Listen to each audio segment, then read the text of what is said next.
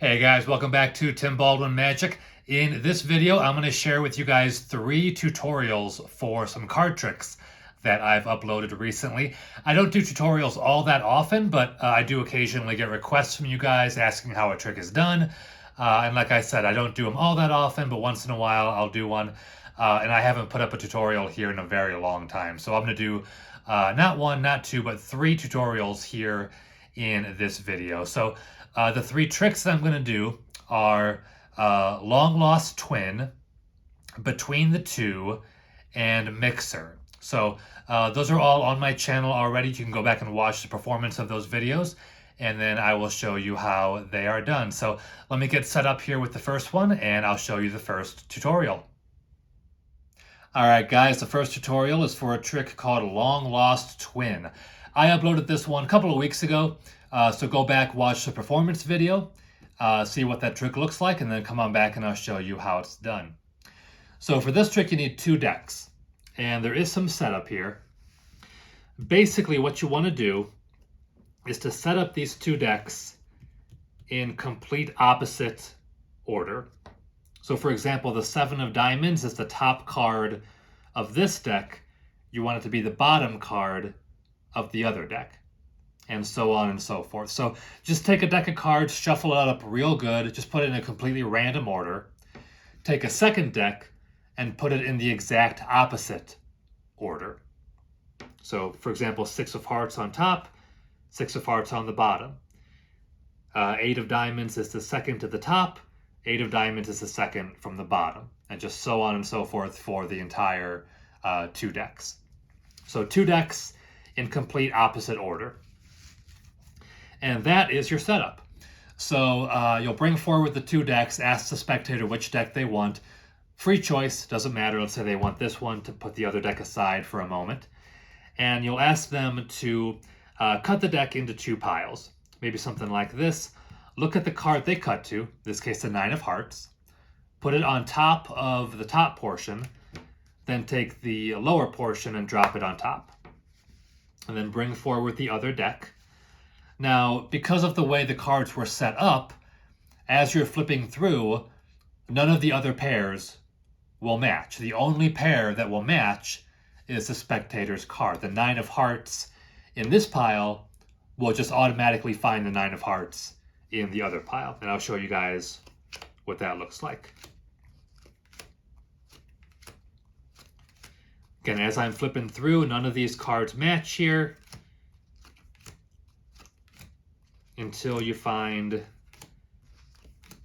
the spectator's card. The 9 of hearts should be soon here. There it is, the 9 of hearts here finds the 9 of hearts in the other pile. Again, none of the other cards, you can go through the entire deck, none of the other pairs of cards will match. Now you'll notice, if you watch my performance video, that I do something a little bit different.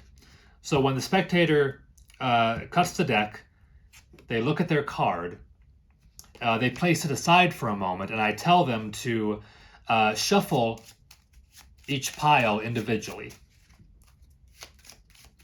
So they shuffle up the 2 piles, they replace their card on top, and then drop the rest of the cards on top.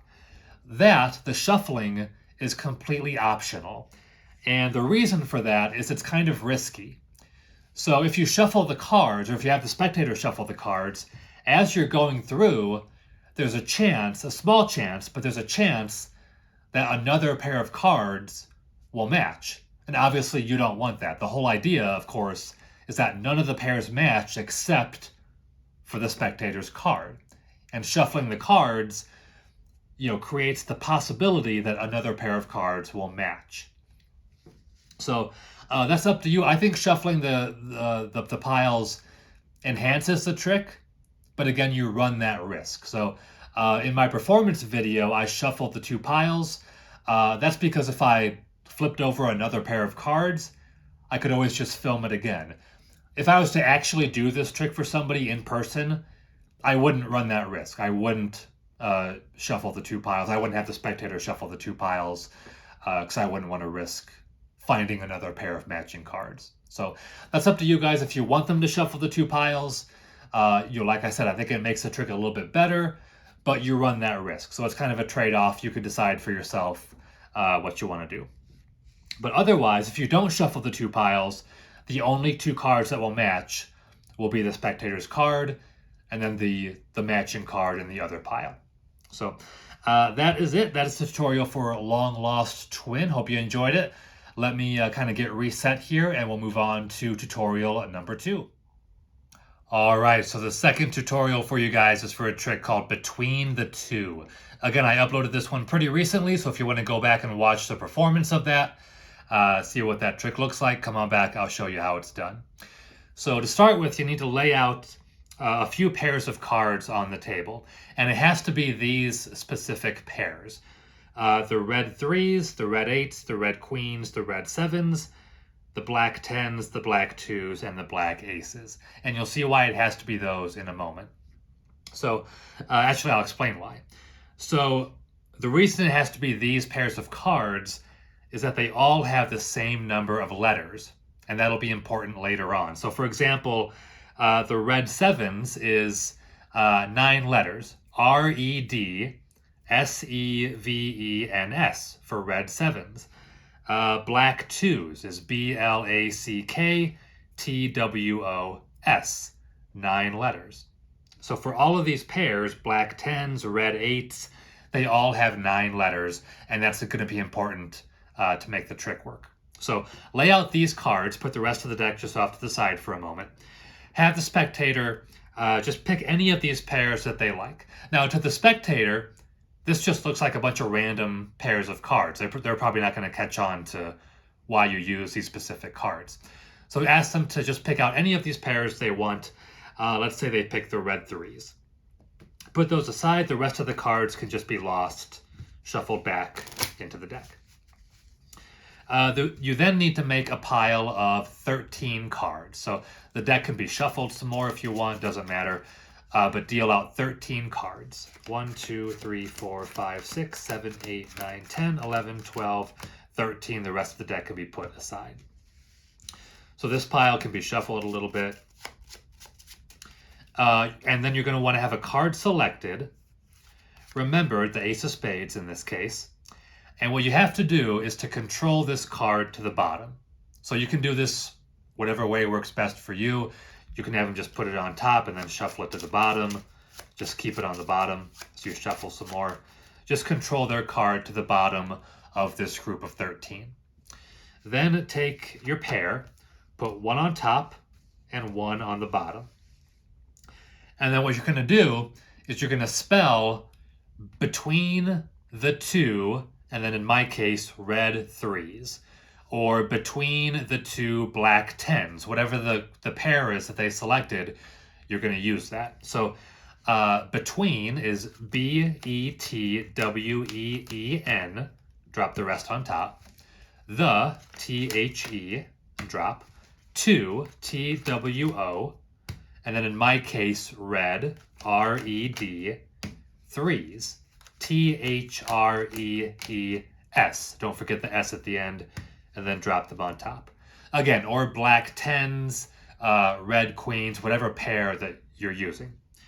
And then because of the number of letters that are in all of those cards, what has happened now is all you have to do is snap your fingers, spread out these cards, and right in between the two red 3s, there's one card, and that will be the spectator's selected card.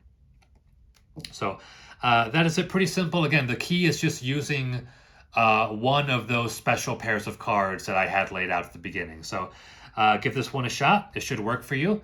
And give me a minute to reset, and we'll move on to tutorial number 3. All right, guys, the third tutorial is for a trick called Mixer. I uploaded this one a while back, probably several months ago, so go back if you want and watch the performance of Mixer, and come back, I'll show you how it's done. So you do need to set up the deck, and that looks something like this. It is ace through king of clubs, ace through king of hearts, spades, and diamonds.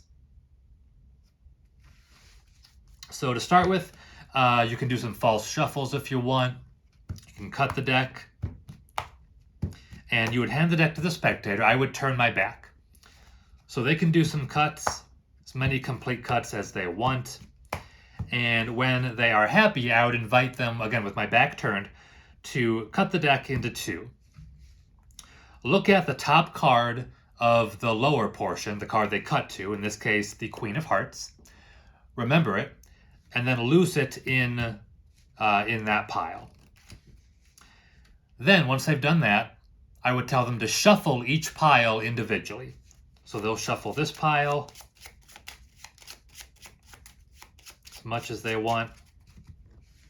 And then they'll shuffle this pile as much as they want.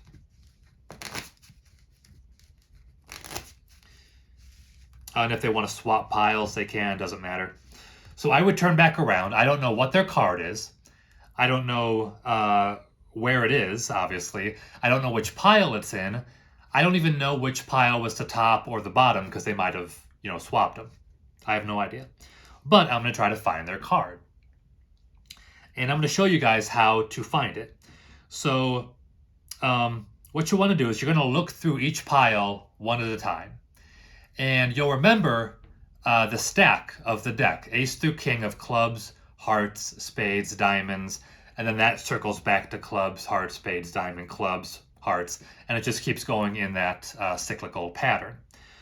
So what you're going to do is you're going to look through the cards, just faces towards you like this.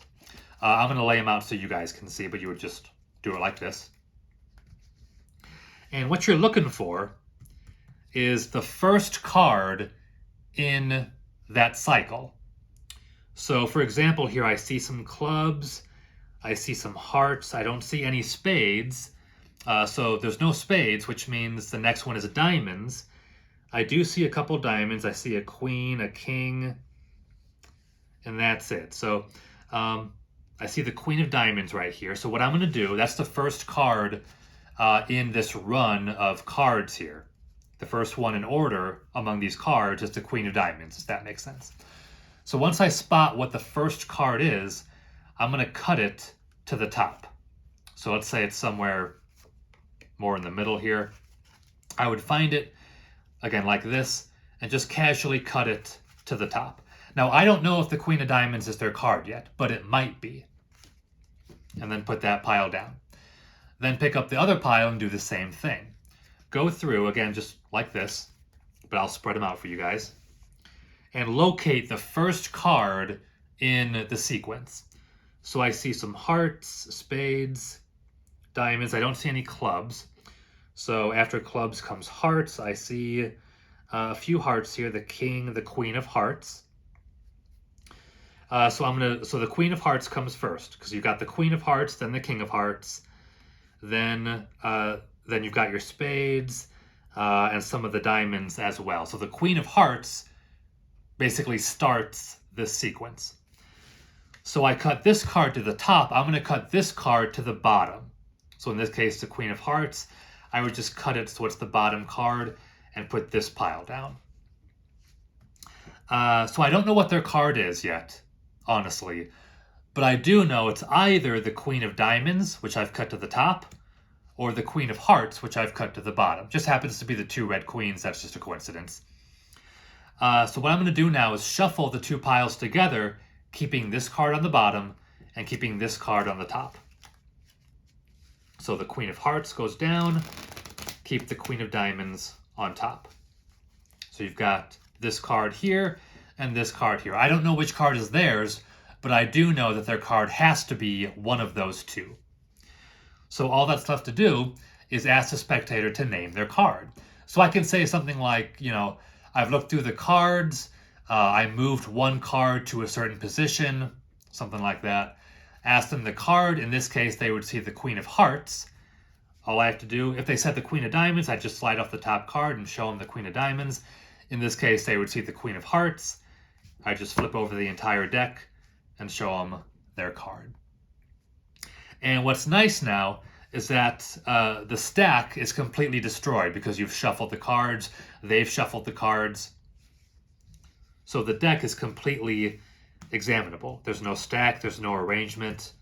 It just looks like a completely well-mixed deck of cards. So give this one some practice. The hardest thing is looking through the two piles quickly and locating the first card in that sequence. So with some practice, you should be able to do that in just a handful of seconds. You don't want to take too long to think about it. So practice that part of it. But once you have that down, it's really a pretty easy trick. So that is the one called Mixer, and I hope you guys enjoyed it. All right, so those are the 3 tutorials, guys. Hopefully there's something in there that you guys can play around with and have some fun with. Practice these, kind of make them your own, and see if there's something in there that you can find useful. I will try to do a little bit better job of uploading tutorials every so often. I'm not going to do them all the time, but once in a while I'll upload a tutorial. If there's a trick that I do that you want to know how it's done, just let me know, leave a comment, and I'm happy to kind of put that on my list and see about filming a tutorial for that trick. So just let me know going forward what you would like to see. So that is it for today, guys. I appreciate you watching. Hopefully you found something in this video enjoyable, and I hope to see you guys soon. So have a wonderful rest of your day, and I will see you later.